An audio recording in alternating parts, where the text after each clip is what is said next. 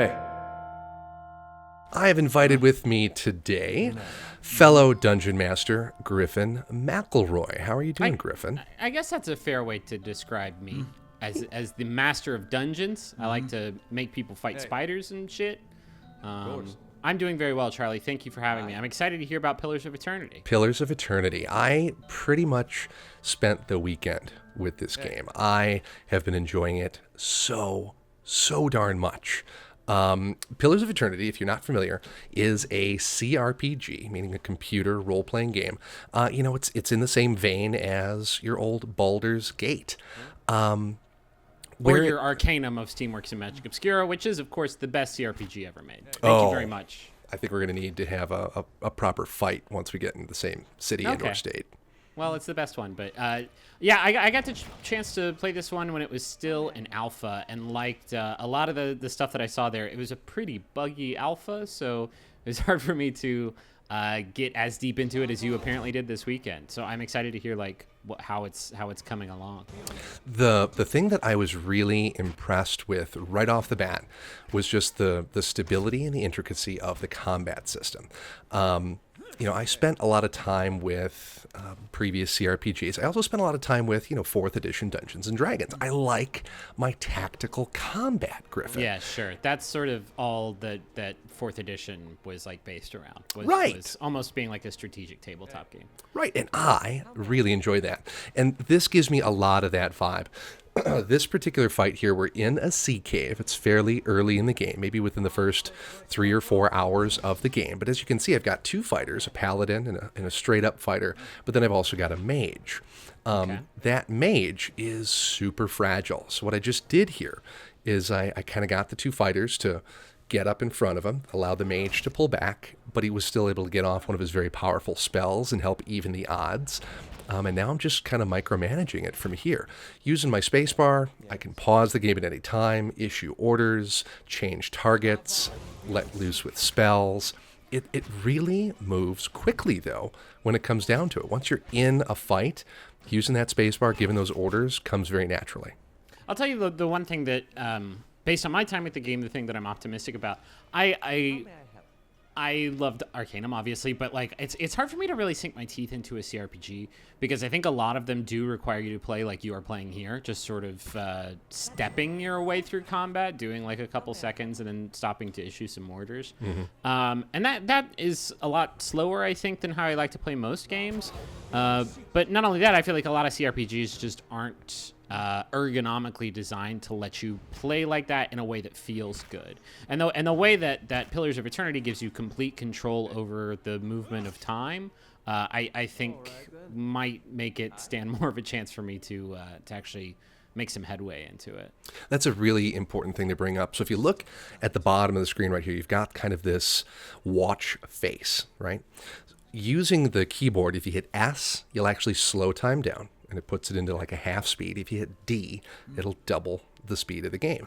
And that's in addition to being able to pause it. So where I really like that is when you're trying to move across the map, when you're trying to get and backtrack through areas that you've been before, just double the speed and you're flying. That's awesome. I didn't know. I knew you could slow down time, and I used that a lot because I found it to be a pretty good middle ground. Because combat's just not completely stopping and fights aren't taking forever, but you do have time to be, thoughtful about your actions. But the double time thing, I didn't know about that. That's awesome. Oh yeah, it's the best. There's also a really nice stealth mechanic as well. The guy with the little mask over his face there in the UI, you click on that, you can actually enter stealth mode, and then you can speed up and slow down time within stealth mode. And yeah, it's got a very decent interface. It is very click heavy though.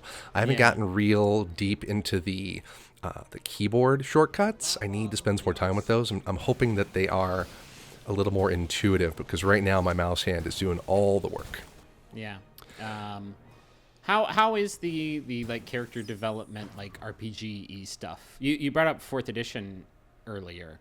And obviously this is not a D&D licensed product, but I'm curious to hear how all that works for you. No, and actually I talked with Josh Sawyer, which is one of the guys that helped build the underlying engine for the game. And what they did is they threw out the rule book and they really started over from scratch, and they built their own set of mechanics.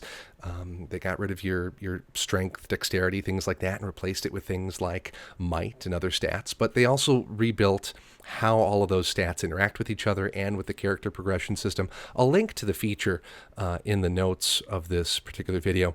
But one of the things that Josh really harped on was the fact that, there's no dump stats, there's no duh stats, and character progression is very organic, and there's many different ways you can go to build out a particular class and make it effective.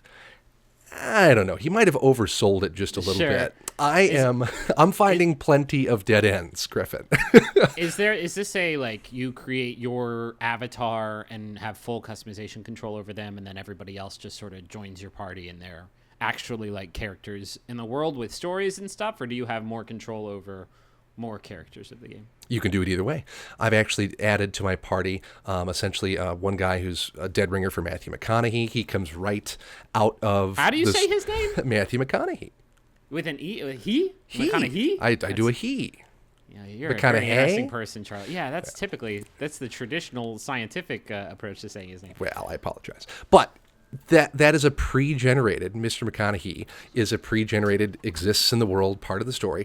I can just leave him by the side of the road if I want to. I can go into a tavern. Eventually, I'll get a stronghold, and I'll be able to build my own party from scratch. And you can do that at any time and build out, 6 wizards or 5 paladins and a monk. But you're gonna miss out on like all the story stuff if you do that, right? Like that's for me, that is like the best part of cRPGs is that they get like really down and dirty with the like BioWare-esque character development, like slow paced storytelling style. Yes, and I'm already hitting some of those, quest-centric dungeons and story missions, even in just the first, half dozen hours with the games based on the characters that I've picked up. That is in there. But if you don't want to mess around with that, there's plenty of, overarching story to play as well. I'm actually doing one of the side quests right now. In the Pillars of Eternity world, there's kind of this plague, and the plague is causing, children to be born without souls, Griffin. Oops. It's quite a problem. You need those, or else you can't see yourselves in a mirror, I think is how it works. It's actually a really grim story from early in the game where a couple of farmers take the family dog's soul and put it in their daughter's body. It's really gruesome. But anyway, what I'm doing on this particular side quest is I'm trying to find a cure, an elixir that will help this one particular woman. A Mother's Plea is the name of the quest, so if you don't want any spoilers, that's the one that we're going to spoil right now. Trying to get her unborn child, to positively have a soul when it's born. That's tough to pull off. Yeah, so I've gone to this particular area, and I'm getting a tincture, a mixture that I'm going to take back to this woman and let her have a better chance of having an uncursed child. But now here's where some of that gray area comes in and where some of that great storytelling comes in. I got to say, Griffin, the writing in this game, in Pillars of Eternity, it's really good. Yeah. There's not a lot of voice acting. It's really, I would say like 30% of the time it's voice acted. But the writing itself and the nature of the quests and the way that the quests are given to you and the options that you have, it's top-notch stuff.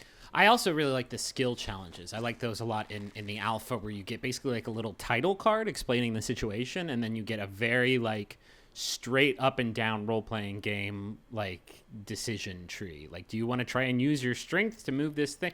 Like it is a very boiled down but surprisingly satisfying way to handle like certain challenges. Yeah, it's all it's like a challenge that you would run with your dungeon master at the table, but it's done in this little like hand-drawn kind of charcoal cutscene, and it's really nice. I want to challenge myself to get into this game because like I feel like this is a very, very classical take to the cRPG genre, while something like Divinity Original Sin like had enough new stuff like the physics-based stuff that kind of drew me in. This seems like, I don't know, I kind of slept on the first couple Baldur's Gates games, and this seems like a good mea culpa for that.